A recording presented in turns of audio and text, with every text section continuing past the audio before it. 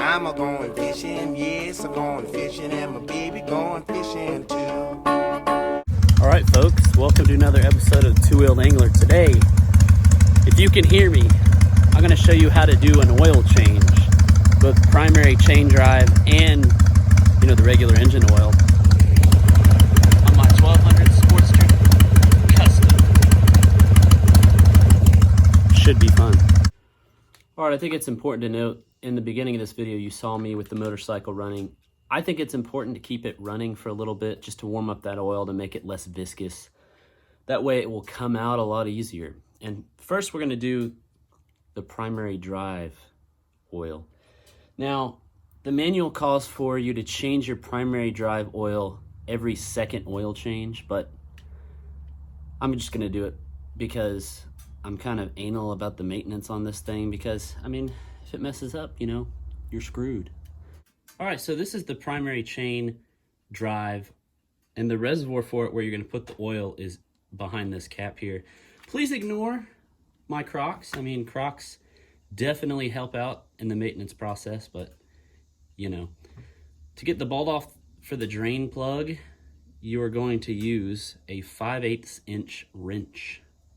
So this is the drain plug we're going to take off in order to drain the oil. So I'm going to go ahead and do that. Wrench portion of it. All right.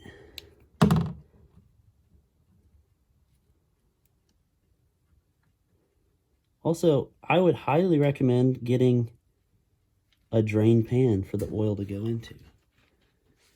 Look at that. And one of the really cool things I like about Harley-Davidson is it has a magnetic drain plug, so any metal fragments or anything get caught in that. Which that's actually a lot more than I've seen in the past, so hopefully my primary chain drive is doing okay. I just checked the clearance on it and tightened it recently, so next time I do that, I'll do a video on it. So as you can see here, I've already taken off this little window here. You can see the primary chain right there. Generally, when you check the clearance for that, you want it to be cold, but I checked it here recently, about 2 weeks back, and it seemed to be within check, so I'm not going to bother with it today. But as we're draining this oil, I'm going to go ahead and drain the oil from the main engine oil. There are 2 separate reservoirs for this bike. What I like to do when draining the oil is go ahead and take the cap off for your oil. Well, I should have got a rag, but the reason for doing that, when you drain the oil, if you have the top off, it may help the oil go a little bit faster coming out of the bike. I'm not going to say that it does, but it makes me feel better, and that's all that matters. And see, my engine oil looks pretty dark. Right at about 3,000 miles is when I change my oil. Some of you may go longer, some of you may go shorter. It all depends on how much you ride. I ride a lot, so I like to change it every 3,000 miles. All right, so the drain plug for the main engine oil is actually on this bike. It's like a hose, and there's a clamp on the hose. I don't know if y'all can see that really well. Here's the end of the clamp, and there's the hose. You just undo the clamp, pull out the plug, and it starts draining the oil.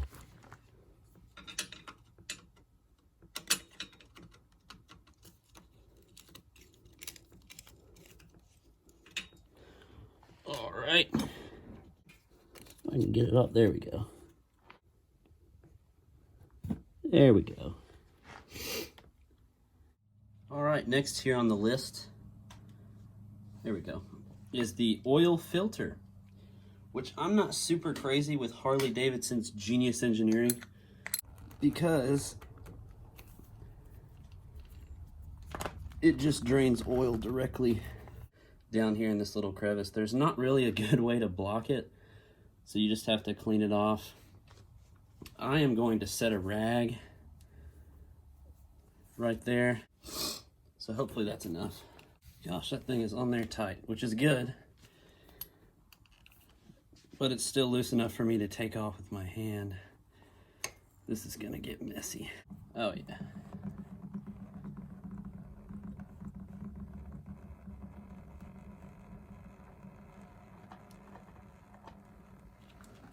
Look at that. I don't know what they were thinking. Well, that didn't really do anything. But we're gonna wanna clean up all this oil because obviously you don't want a bunch of oil all over your motorcycle. Go ahead and do that. All right, so now what you're gonna wanna do, take your new oil filter and you're gonna take some oil. I put some in the cap of the oil, from the oil that I have. And you're gonna wanna rub around the gasket and get it nice and oily. That way it helps create a seal once you put that new oil filter on. And I use a Wix oil filter. That's what I've used since I've had this bike. And I haven't had any problems out of them since I've started, so I recommend them. All right, now that the oil is drained from both the primary and the crankcase, we're going to replace the drain plugs. Replace this one first. You want to wipe around the area to make sure it's nice and clean and there's no dirt or grime. You also want to make sure that you're not going to cross thread this.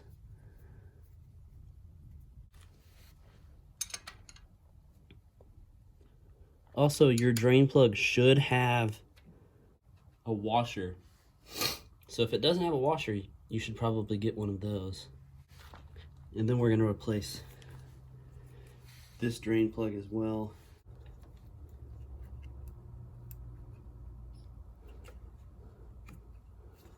Throw that drain plug back on there, and as you can see, the drain plug is dirty, or the hose, I should say.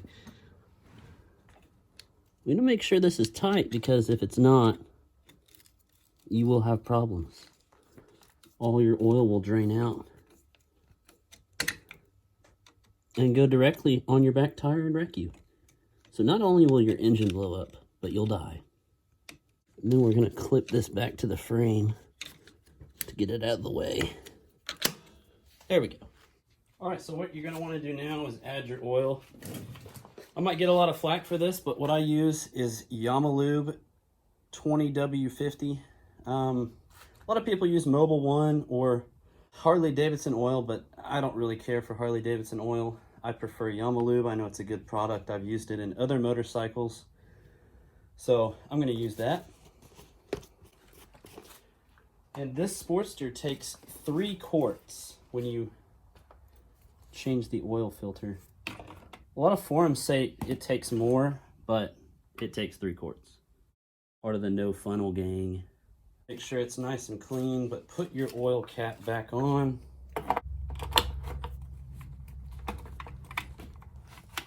And mine's actually broken. It doesn't click down like it's supposed to, but it screws in just fine. All right, now I'm gonna add 1 quart of oil to the primary chain drive. Luckily, I bought a 4-quart container, so it's perfect. It's exactly the amount that I need. And this can be kind of tricky because of where the primary drive is. So this may take some time, but it'll eventually all get in there. Then you're going to want to put your cover back on for your primary drive. You don't want to go screaming down the road without that. You want to make sure and wipe off this area here.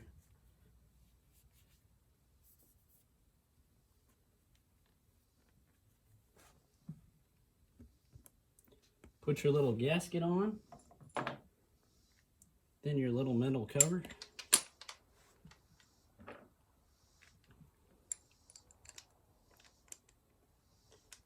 And I always start these by hand just to make sure they're not going to get cross-threaded, because that would be bad. And then of course, get the old trusty dusty Allen wrench and tighten her on up.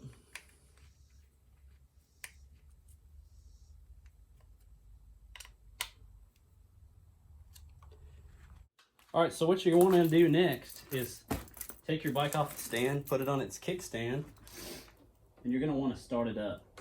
Make sure the oil levels are good and there's no leaking.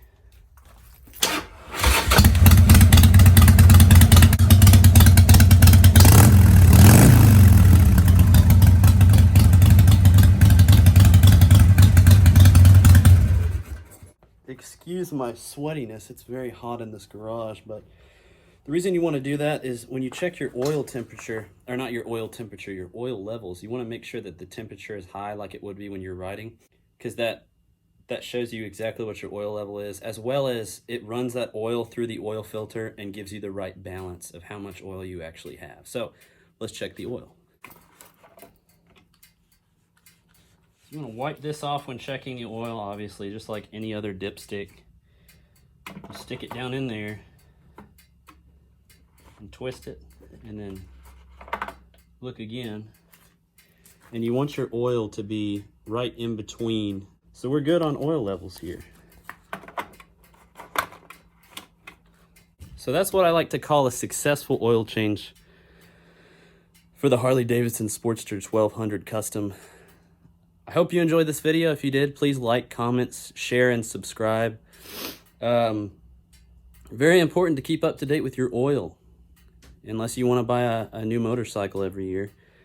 But I don't usually do videos like this, but I figured I was going to do it anyways. I might as well make a video of it, so I hope you enjoyed. And as always, stay fishy, friends.